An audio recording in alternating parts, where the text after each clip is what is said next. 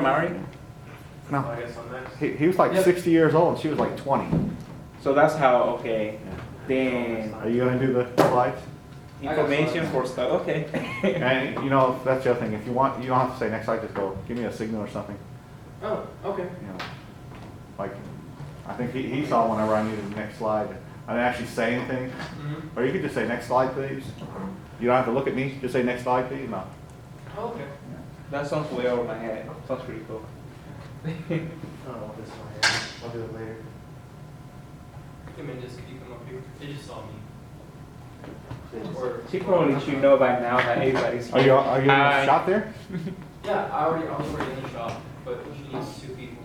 Oh. No, I mean, we're talking to, so she can hear that we are here. Okay, that's good. Alright. Alright, you ready? Yep.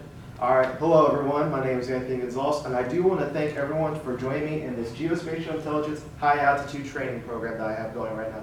This is just going to be kind of a, I want to say sanitized, kind of watered down version of the training you'll be getting, because you'll be getting the training later on as you go and actually work on the operations floor. So let's go ahead and go to the next slide.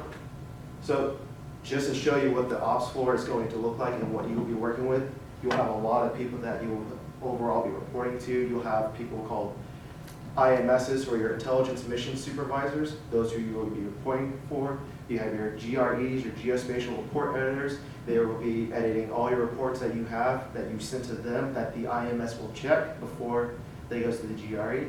So you'll have a lot of people you'll work with. Also in other intelligence disciplines, such as signals intelligence, operations intelligence. There'll be so many intelligence disciplines that you will be working with. So next one.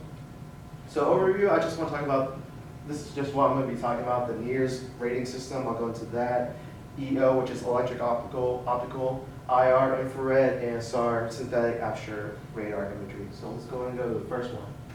So the NIRS rating scale goes from 0 to 10. It helps determine your overall image quality, what the image that you get from the U2 or the global hog, because these are where you're going to be getting your images. They'll go into detail later on as you do more training. But like I said, it just overall the image you get from those aircraft are what you're going to be basing your NIRS rating on. So 0 is your worst, 10 is your best. And decimals are used, and I'll go ahead and show you how it's going to be looking whenever you're given your NIRS rating. So if I have, say I have a NIRS 5, I want to write it like this. Let me write that a little bit bigger so you can see. So this is how your NIRS rating is going to look like right here. You're going to write 5.0. Now you're not going to have anything like 4.8 or 7.2. You can't do it like that. Instead, you have to do either 1.0, 2.0, 3.0, 4.0. And max extend, you just write 10.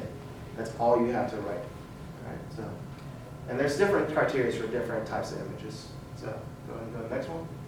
So electric optical imagery, it's really high resolution imagery. It's not really taken at 90 degree. I'm supposed to change that. I apologize for that.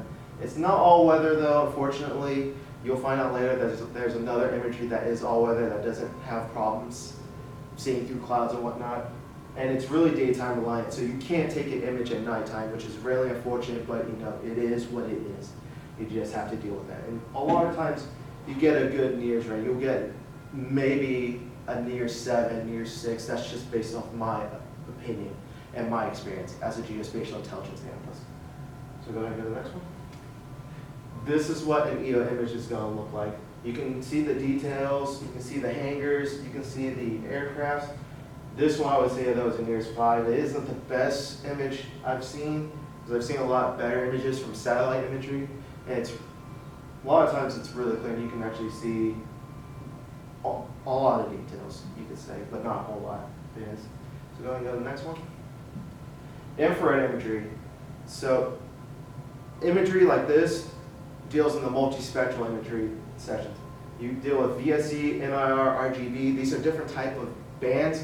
They are multi-band images, so you'll have different types of colors that you'll be seeing, and they really bring out either the heat indexes of different things. So say you have an image where a vehicle just recently parked somewhere, you can see that it's still hot. But there's other images like VSE, which bring out foliage in a different color. So normally foliage is green, and VSE, it actually turns out red. And it actually helps bring out something like a T-55 main battle tank when you're trying to exploit image. And you actually see that. The deal with the infrared though, on mainly specifically like Global Hawk, is that it's taken at a 90-degree angle. The aircraft has to be positioned just right to take a straight image of what you need to look at. And the next one. So here's the IR imagery. Here's the VSC right here, and you can definitely tell how it's bringing out that foliage. It's really showing what is grass and what are trees. So let's go to the last one. Now we have synthetic aperture radar. This is actually my favorite imagery because you have to actually use reference imagery from satellite imagery to get a good idea of what you're looking at. It uses radio waves to shoot down at what you're looking at, and it sends the signal right back to the aircraft, and that'll actually paint your image that you need to paint. And it can be taken at any angle, just like EO imagery. So it's really a really good image, or way to take an image.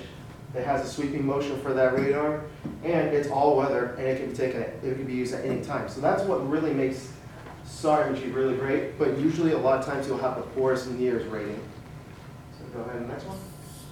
So here's a great SAR image, and this is probably one of my favorite ones of the port. You can actually make out the cranes at the port. So although technically you can kind of make out certain things, but it's still hard to decide what is actually on the image. But like I said, if I can make out the cranes easily, it's just natural for the most part. So go ahead and go to the next one. So just to summarize, we just went over in years, EO imagery, IR imagery, and SAR imagery.